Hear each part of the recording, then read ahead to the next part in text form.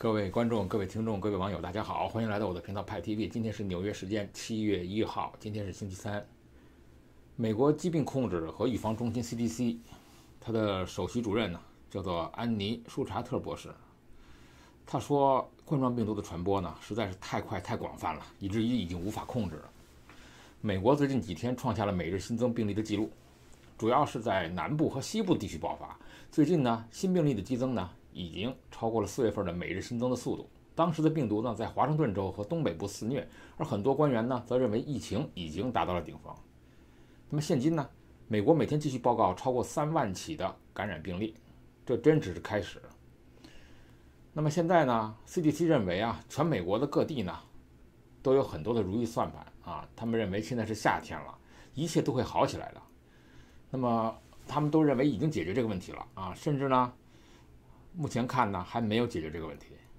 那么这个星期和上个星期出现了很多令人担忧的因素。和其他国家相比，美国庞大的规模啊，以及这个病毒在不同时间它袭击了不同地区的事实呢，使这里的公众呢，他们的反应呢更加复杂。现在呢，因为这个病毒爆发的次数太多，之前呢有一波令人难以置信的加速蔓延，强烈的干预和控制的措施浪潮呢，使纽约市、新泽西州、康纳狄格州的地区的人员呢流通大大的降低。但是在美国大部分地区，仍然有很多的病毒，而且在很多地方呢，传播的病毒呢比以前更多。那么冠状病毒呢，已经被证明是现在为止美国人最担心出现的这种病毒，它太容易传播。那么似乎呢，也没有人对此有免疫力，而且实际上呢，比 CDC 甚至全美国的卫生部门预期的还是要隐秘。那么人们呢，必须得为它制定计划。你要经常的想到这种病毒，那实际上呢，你会本能的否认这种事确实发生在你身上。比如说，在1918年的流感大流行的研究的时候呢，那美国的 CDC 认为呢，他们作为一个全球社区所经历的事情呢，很糟糕了，并且目前为止他们发现呢，非常的和1918年很类似。按照目前的传播水平，美国公众呢就应该期待这种病毒它会继续传播。那么人们可以通过社交距离、戴口罩，还有戴手套，就可以减少或者抑制感染的传播。但是除非有疫苗，否则任何人呢都不应该指望可以采取任何缓解的措施来阻止这种病毒。那么人们可能会影响到它，或者是这个天气或者季节可能有帮助，但是目前为止呢，还是不能指望这一点。由于这种新冠病毒，今天美国的龙虾业啊，它面临着新的挑战了。我们知道缅因州的捕龙虾的人士啊，他们叫捕龙虾人士协会，他们目前表示啊，说这由于疫情呢，导致龙虾的产业啊，它的供应链中断了。新英格兰地区的龙虾价格呢，现在正在下跌。那么今年7月份的时候呢，龙虾现在啊可能会进一步下跌，那是对我们这个华埠的人有福了啊。那么根据6月份的龙虾在市场上的价格呢，今年的龙虾的批发价格呢已经低于去年了。美国的龙虾捕获季呢，通常是在夏天增加，那时候的龙虾呢，它蜕壳，达到合法捕获的体型大小，但由于餐馆的营业速度放缓了或者关闭了，那么海鲜加工商也不再需要这么多龙虾了。在缅因州的一些市场，龙虾的价格已经低于每磅6美金。这个月缅因州的价格一般都是在每磅8美元到9美元左右。那么根据这个商业信息平台啊，叫做 Urner Barry 的数字显示啊，那么4月份在美国东北部呢，1.25磅的活龙虾每磅的批发价呢是6块7毛4，这比1年前减少了13%，比2年前减少了37%。所以龙虾便宜，赶紧吃。调查发现啊，现在美国在3月份起啊，它居家防疫在家工作以后呢，竟然比先前通勤上班的平均的花费还高。不光水电费增多了，但是他们的生活品质提高了。所以有35%的上班族呢，他不想回办公室了。新冠肺炎疫情啊，让美国人在汽油和餐厅外啊吃饭所节省的钱呢，远远不及在家里浪费的水电和菜钱。那么根据一项在 creditcards.com 的一个新调查，一般的美国员工啊，他在疫情之后呢，平均每个月可以省下外食的那个费用是27美元，汽油呢和大众交通费呢能省33美元，以及34美元的托儿费。但这些省下来的钱呢，不足以弥补他们在家工作又多花了121美元的水电费，而且还比以往高182美元的菜钱。所以多数的美国人说呢，他们真的很意外啊。那么远距离工作啊，每个人想说是不是会省钱，但结果却花了更多的钱，这是为什么啊？这特别针对能够在家工作的这个族群进行了调查，发现啊，那么远距离工作啊，在疫情蔓延的美国社会不成比例呢，就成为了白人和高收入员工的专属福利。那么加州呢，有61%的白人呢，他能够在家工作，相对高于53%的非裔族群呢和43%的拉丁族裔能够远距离工作的比例。调查他也发现啊，在家工作者的消费金额呢有世代的差异。从1980年啊到1990年出生的，那么这个千禧世代每个月平均多发$208，而1960年到1970年出生的 X 世代呢，善于存钱，每个月少花$2。至于二战后到1960年出生的婴儿潮，他们时代本来就赚的比较多，而且部分的原因是他们在职场的时间较长，所以他们每个月居然还能省$24。而年收入少于$4万的家庭呢，每个月要多支出$151，比年收入超过$8万的家庭反而多出2倍。那么当高比例的收入啊，它花在生活必需品的时候，那么相对高收入的家庭呢，就比较有余钱能够进行储蓄了。那么这份调查其实是在5月份啊，它针对了2768位美国成人的消费习惯和在家工作的满意度进行了了解，其中大概1/3为在家工作者，2/3为非在家工作者，所以有82%的受试者呢，他们希望可以至少维持1周2次在家远距离工作。35%的人呢，他表示永远不用回到办公室，让他们觉得很快乐。那么第一手资料了解的是说，在家工作呢，确实改善了他们的生活品质。那么打个比方啊，一位办公室在纽约市的人表示啊，他们家在纽约市北边30英里。那么自从在家距离工作以后呢，他每天就可以省下来回3个小时的通勤的时间。我发现啊，万恶的美帝啊，他平时是不怎么骂大街的啊，总是在缓缓的啊，这么暗暗的在做决策，然后快速行动，而且永远是系统化的打击。务必要高度重视对手的思维方式，务必要高度重视对手的世界。我谈的是美国，在几乎所有制裁中国的措施中啊，我认为最重要的一点是美帝将如何实施打击中国的金融系统，特别是在香港港版国安法实施以后。那么老鹰手里的金融核弹是什么？在我的节目有个特点啊，长知识。SWIFT 系统啊，我们知道叫环球同业银行金融电信学会，叫做 SWIFT， 就是美元清算系统，成立于1973年。它的总部在比利时的布鲁塞尔，下设荷兰阿姆斯特丹和美国纽约2个交换中心。明面上是一家中立的私营公司，其实股东背后深层的力量就是来自美国政府。SWIFT 的计价货币为美元，是国际银行同业的合作组织，它构成了美元在全球各地的交易、流动、结算和存储。美元清算啊，明确参与人资格的这个申请标准啊，规定他的权利义务，实施差异化的管理，赋予结算机构对结算参与人实施现场和非现场的检查，以及对违规参与人的实施必要惩罚的权利。美国可以利用这一条制裁全球网络中他认为要制裁的任何一个成员，包括中国、香港。SWIFT 中，美国中最重要的一个牌，就想制裁谁，只需要限制或剥夺他的 SWIFT 的使用权，就可以把它逐出国际金融市场。别忘了点击订阅。只要使用美元，不管是现金，哪怕只有1分钱你流通，美国政府就能立即一目了然。换言之，凡是使用美元进行的交易， SWIFT 乃是必经之地。全球大宗商品交易啊，都是用美元结算的。凡是使用美元进行交易啊，不管是贸易还是投资，清算环节最终都是要走到美国。因此，美国可以利用这种控制权监控其他国家的资金流向，甚至可以对其他国家进行制裁。比如说，你冻结账户，如果一旦冻结了，就意味着你在全球贸易系统中是寸步难行，有货卖不出，有钱买不到货。中国，你只要买石油、买天然气、买铁矿石、买其他重要大宗物资，只要动用外汇储备，多数情况下必须在美国控制的 SWIFT 网络上进行美元交易。一旦被剔除出网，等同交易中断，你的外汇暂时也使用不了。所以我们看见中国在以货易货。如果美方在极度形势下这么做，无异于用金融核弹攻击了中国的经济，而中国的大多数的专业银行呢，都是他的会员。SWIFT 是怎么工作的呢 SWIFT 是连通着遍布全球200多个国家的，一共是11000多家银行和证券机构、市场基础设施和企业客户。国际支付结算额每天达到了5万亿到6万亿美元，其中40%是美金结算。那么在国际清算过程中呢，如果2个国家之间的银行要进行汇款，无论是个人业务呢，还是企业业务，都必须通过 SWIFT 它这种报文平台来传送金融信息，然后支付系统根据收到的支付指令完成资金结算。换一句话说，打个比方，大家就可以把 SWIFT 形象地理解为这是支付宝。那么卖家卖货收款，买家买货付款，中间有个平台方，支付宝运营，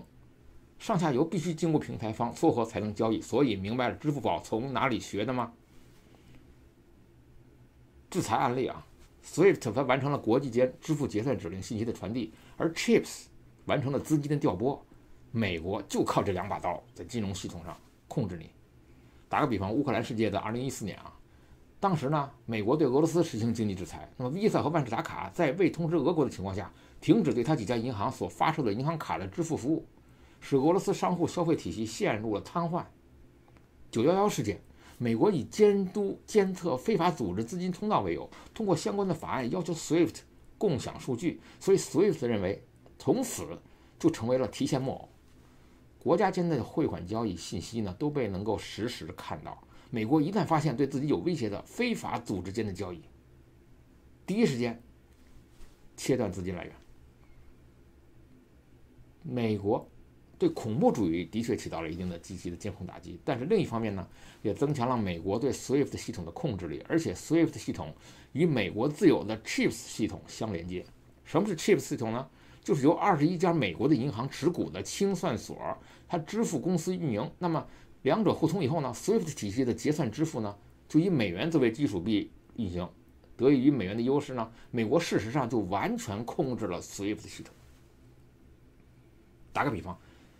制裁伊朗，禁止与伊朗中央银行或其他金融机构进行重大金融交易的外国金融机构，包括了外国政府拥有或者是控制的金融机构。那么在美国开立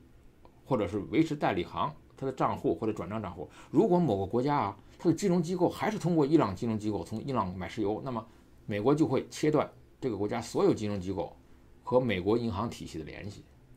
基本上你的银行就没什么用了，你只能靠其他国家的货币或者是以货易货了。杜绝伊朗的金融体系和外界的联系呢，美国经济冲击了伊朗经济呢，是伊朗依赖石油来交易嘛。那么 SWIFT 系统的话呢，伊朗是靠石油来换外汇的，如果被制裁的话，伊朗的石油贸易很难进行，因此制裁还使伊朗其他贸易活动由于缺少支付渠道无法开展。那么在全面资金断绝了4个月以后呢，伊朗出现了燃料短缺。伊朗虽然是石油进出口的这个大国，但是它本国的炼油能力是有限的，所以电力供给不足，生活措施这个物质呢短缺了。4个月呢，它的货币贬值了80%。而中国和伊朗有资金往来，并且由中石油集团控股的昆仑银行就是被美国财政部列入了制裁黑名单。2017年3月制裁朝鲜，受朝核问题的影响 ，SWIFT 表示说，这个朝鲜依然留在该系统中的银行不再符合 SWIFT 成员的准入标准，就把这个系统啊全部切断朝鲜银行系统和国际金融机构之间的官方联系，迫使朝鲜就只能以地下方式啊在海上进行跨境的这个物兑换的交易。SWIFT 和 CHIPS 就成为了美国断绝朝鲜和国际银行体系联系的精确制导武器。同时，如果中国和朝鲜有往来的澳门汇业银行也遭遇了制裁。同样，那么这次美国如果对香港、对中国进行制裁的话，那么香港的银行更多。当然了，有人说这个美国怎么这么霸道啊？那没办法，这种 SWIFT 系统是美国成立的，而且大量的会员全部在控制着一个决定的主导地位，所以只能说，如果当下，至少是当下，如果你想买货，你想卖货，你要通过美元结算，银行之间的金钱的划拨是通过 CHIPS。如果银行之间这个信息的传播，就要通过 SWIFT。Bolt Company 简称 TBC， 我们知道啊，翻译为钻洞公司，这是又是马斯克，伊隆马斯克2016年12月创立的，在美国的基础设施和隧道的建设服务公司，这很奇葩啊。它曾经是 SpaceX 子公司，2018年呢成为独立而完全独立的公司。2016年12月，在洛杉矶的一次堵车，让马斯克忍不住发推抱怨啊，堵车让我发疯了，我打算造一台盾构机开挖地道。根本没人把这句牢骚话当真，可是没有想到马斯克真的在2017年创立了 The Boring Company。Boring 这个词呢，除了无聊，还有钻洞的意思，一语双关。这个公司的宗旨呢，提高隧道施工速度，成本降低10倍或者以上，最终实现了应用超级高铁叫做 Hyperloop 的目标，在人口密集的地区呢，就实行快速交通。马斯克从来都要与众不同，他的超级隧道同样如此，别的隧道挖好了都是让车自己开，超级隧道呢是用可开合的引导轮配合车辆的自动驾驶系统，直接让特斯拉电动汽车变成了高铁。按照马斯克的设想，超级隧道呢可以堆叠，只要在洛杉矶地下建成30层的3D 网络，就可以彻底缓解交通拥堵的问题。那么最初的测试隧道呢，在加利福尼亚叫做霍索恩，用于研究和开发 TBC 公司的公共交通快车圈隧道。它就是用这种拖轮啊，就跟那个矿车一样，车开上去以后再带着你一起走。这条造价1000万元的这个测试隧道长度是1.14英里，那么起始于 SpaceX 公司，终点在 TBC 公司。那么这条被命名为 The Hawthorne 的测试隧道和配套的叫做 Ole Station 车站，在2018年12月已经竣工了。拉斯维加斯会议和旅游管理局，他们的董事会已经批准了和 TBC 签署的拉斯维加斯快车圈的合同。这个合同就在为拉斯维加斯会议中心设计和建造这快车圈的系统。这种他的主意啊，简直是 amazing。因为你在想啊，在典型的高峰时段啊，你从拉斯维加斯的中心，你开车到曼德勒海湾可能需要30分钟，而在拉斯维加斯快车环路上进行相同的路程呢，只需要3分钟。这个地下环道全长不到1.6英里，总投资呢是5250万美元，今年2月就已经动通，施工效率和成本控制它远超预期，低成本的挖隧道。当然，由于国际会展中心正在扩建呢，预计要到2021年的1月才会正式开放，所以基本上可以确定，超级隧道的首次运营将会在明年的年初的国际消费电子展 CES 上开通。运营初期呢，隧道是由 Model X 和 Model 3提供服务。未来呢，可能会采用 Model X 的底盘承载的胶囊舱，最多可以搭载16名乘客。我们知道单趟的这种运力远低于地铁，但是 Loop 系统的优势在于速度。如果顺利实现了250公里一小时，那么这种设计的最高时速呢，的 Loop 系统呢就能做到平均1分钟发一趟车。双隧道1小时运送4000多人，未来扩建以后呢，每小时潜在载客量达到11000人。除了拉斯维加斯，那么超级隧道项目呢，在全美各地推进。商业订单包括了洛杉矶的叫做 Dog Out 的快车圈，芝加哥的快车圈，还从华盛顿到巴尔的摩的快车圈，东海岸的快车圈，所有的工程都是由 TBC 公司负责全额融资。打个比方，你像洛杉矶的这个 Dog Out 的快车圈吧，它钻洞公司呢，目前在加利福尼亚的那个洛杉矶呢，它的项目是计划把棒球迷和音乐会的观众从罗斯菲利斯的东好莱坞或者是拉姆帕特村呢这个社区呢，直接接送到道奇体育场，只需不到4分钟时间。Dog Out 快车圈呢，每年将运送25万人。那 TBC 公司呢宣布的车费将是$1。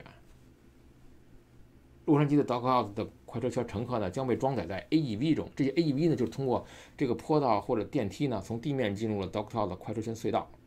那么呢，工程项目当然现在正处于这种合同审查状态了。但是如果这种速度实现了，那么就会在城市和城市之间，那么和这个城市这个 interest center 中间，这种快速的交通啊，简直是快得无法思议。他们最终的设计的这个时速呢，要求达到1000多公里一小时，这是未来的一个马斯克的一个计划。所以有的时候让我们感到很激动啊。马斯克，你看地上你挖隧道，你天上放星链，然后你又去发火箭，一会儿去发飞船，然后一会儿去造汽车。俗话说叫怎么哪儿都是你啊。当然，当我们讨论马斯克的时候，我们回过头来再看看中国。每天当我看到大量的自媒体的人都在天天在骂中国啊，在黑中国呀，在进行一些不管是评论中国的好啊坏也好有时候我感到很可惜。你把你生命中的很重要的时间呢，都往回头看，你再看中国，而你自己还不知道你自己的生活状态是不是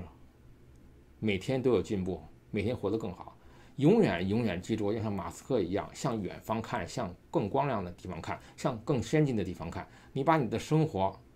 提高到一个非常优质的水准，你才能够不枉浪费了来美国一趟。派 TV，欢迎订阅，我们明天见。